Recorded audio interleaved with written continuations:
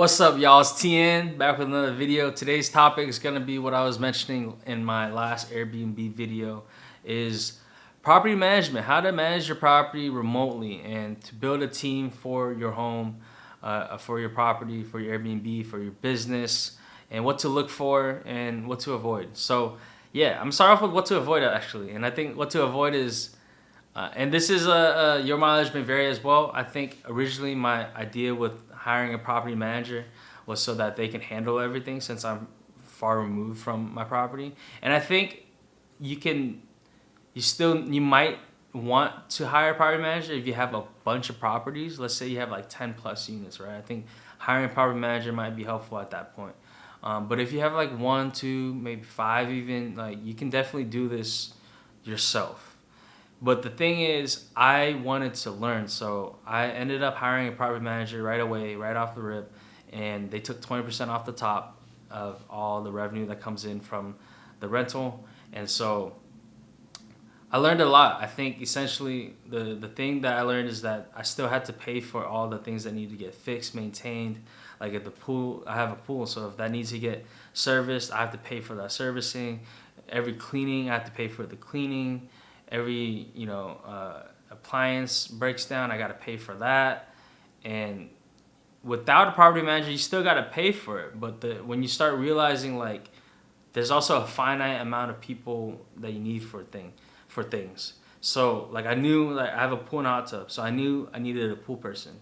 And then I knew that appliances can break down, so I needed a person that can fix appliances or a handyman.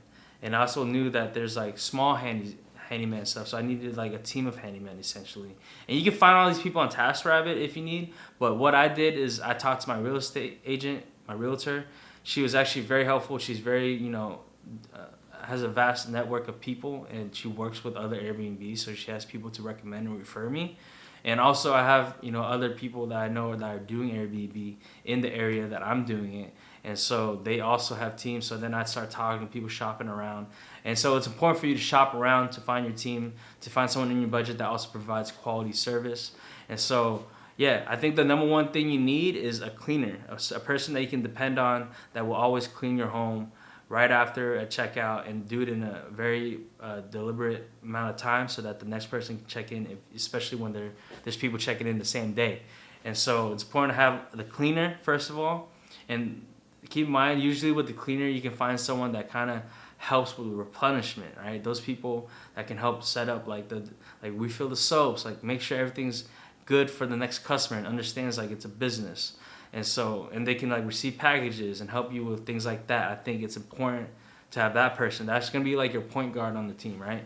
And I think you're gonna need your shooting guard, which is gonna be the person that does the maintenance of the property, where they check that nothing's broken, they fix everything. And keep in mind that point guard can also play that shooting guard depending on who you find. I know there's been people that just find cleaners and then they can separate the two. Me, I'm fortunate enough to find a person that handles the cleaning, but also like make sure that nothing's broken. If it's broken, then I can reach out to my handyman or what have you, my appliance person, and they come in and do the fixing. So then I had to go shop around for an appliance fixer, a person that fixes lights, an electrician, and then also I have to find a pool person. I have a pool. Some of you might not have a pool. Do recommend getting a house with a pool though. But yeah, so with the pool, I am essentially, I need a pool person. So yeah, that's essentially my entire team, right? And I have a security person as well. That's important too, because you want to be able to control your house remotely.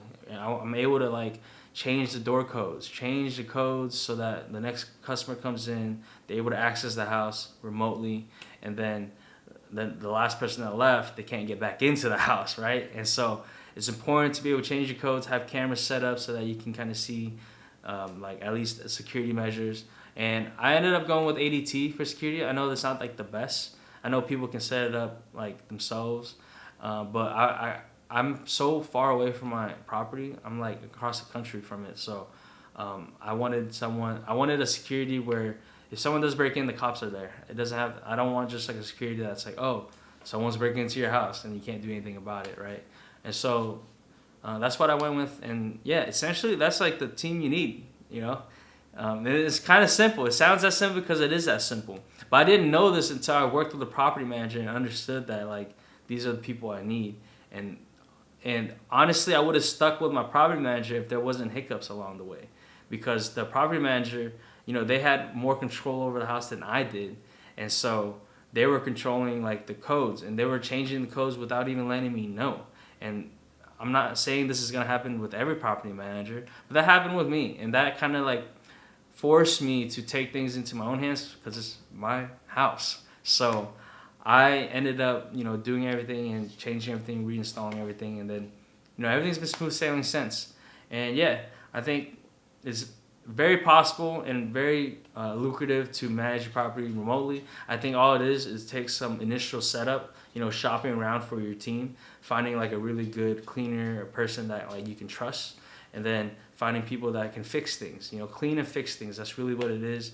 And then security. Essentially, that's the team you need, and you can find that, you can set that up, you can scale from there, because then those people, keep in mind, like when I started off with my realtor, she's the first person that I reached out to find these other people, and then I reach out to other people that have Airbnbs.